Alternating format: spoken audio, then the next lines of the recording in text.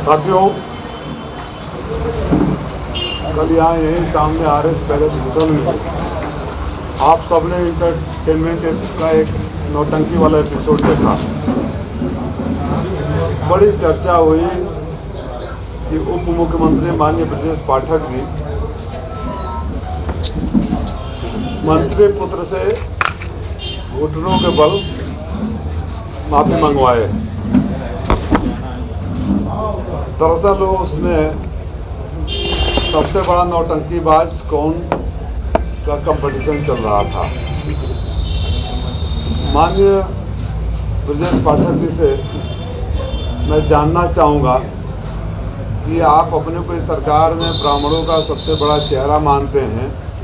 जिस दिन आदरणीय महेंद्र पांडे जी कैबिनेट मंत्री वरिष्ठ नेता को मंच से मां बहन की गाली दी गई, उस दिन आप खामोशी से ताली क्यों बजा रहे थे?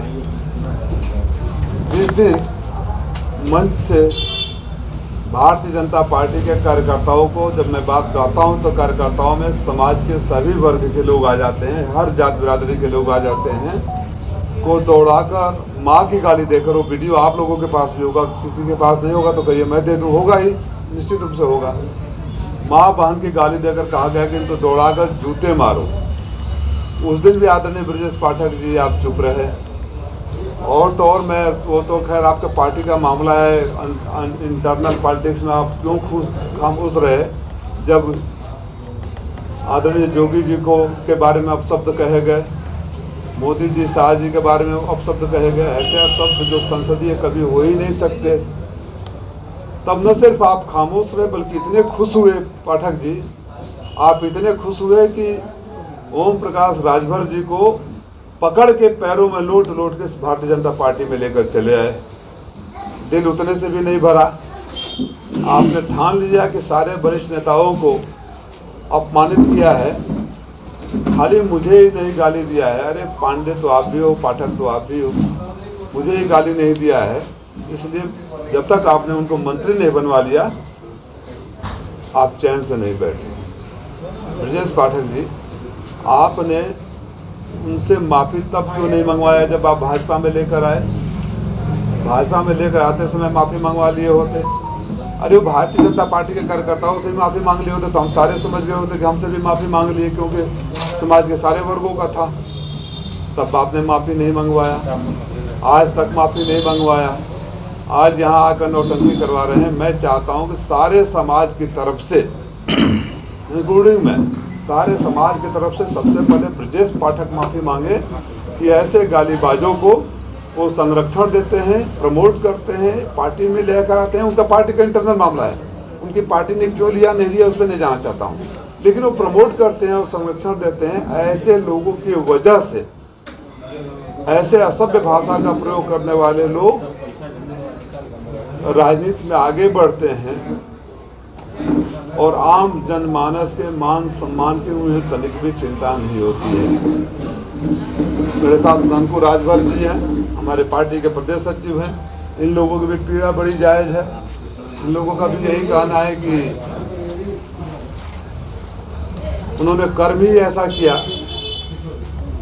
कि सबके पैरों में गिरकर माफ़ी मांगना पड़ा और इससे इनके समाज का अपमान हुआ है। तो जो इंसान समाज के हर वर्ग को अपमानित करता है, और वो पुत्र जी कुछ दिन पहले आप ही पत्रकार मित्रों के सामने जब एक सवाल के जवाब में बोल रहे थे कि आदमी की पहचान उसके कर्म से होती है, तो हे महत्वाकांक्षी पुत्र, माननीय मंत्री जी के पुत्र, यही आपके कर्म है जो लोग देख रहे हैं कि आज वोट के लिए, एक अपनी सीट जीतने के लिए कभी गाली देते हो, कभी पैरों में लौट जाते हो, कभी जिसको गाली देते हो उसी के पैरों में लौट जाते हो। तो आप चाहते हो कि जब मन करे गाली दे दे, जब मन करे पैरों में लौट जाएं और आपको लोग वोट दे दें। याद रखिएगा, आप 17 में बांसडीह से लड़े थे, लोग हरा कर भेज दिए, आप लौट कर नहीं गए। 22 में बनारस से लड़े थे, वहाँ से कुटाई और पिटाई दोनों हो गई, भाग के चले आए। 24 में यहाँ आए हो।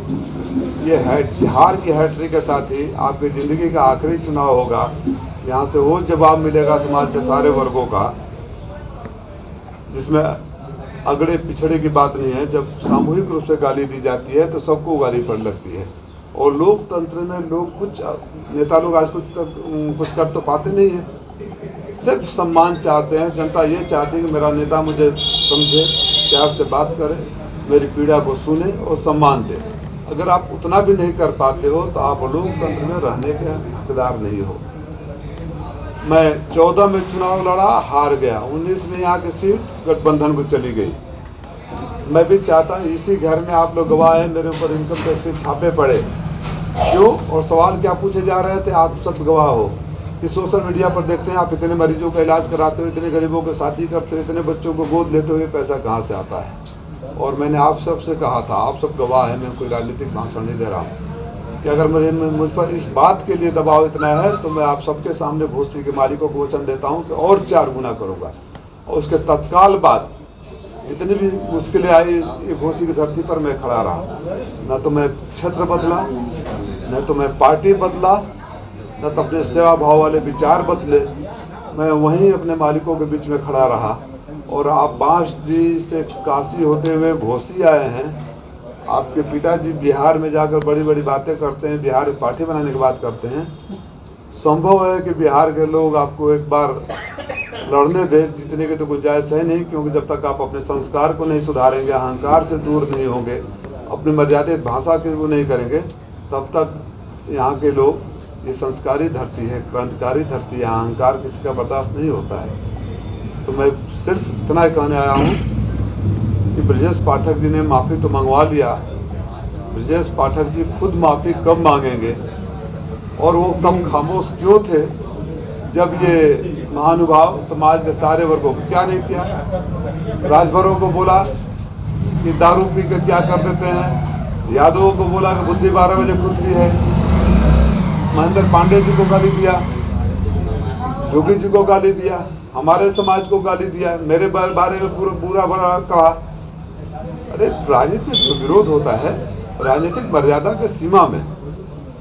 अरविंद राजभर ने वायरल वीडियो को लेके कल कहा है कि डिप्टी सीएम ने उनसे आशीर्वाद लेने के लिए कहा, और मैं आशीर्वाद ले रहा था, और इस तरह से झुक के मैं एक बार नहीं 1000 बार कार्यकर्ताओं मतदाताओं से आशीर्वाद लूंगा। उनको बदनाम किया जा रहा है। तो मैंने यही बोला, विपक्ष पे आरोप लगाया है, विपक्ष जानबूझ के वीडियो वायरल कर रहा है और माफी की बात कर रहा है। विपक्ष तो वहाँ था नहीं, विपक्ष तो वहाँ था नहीं।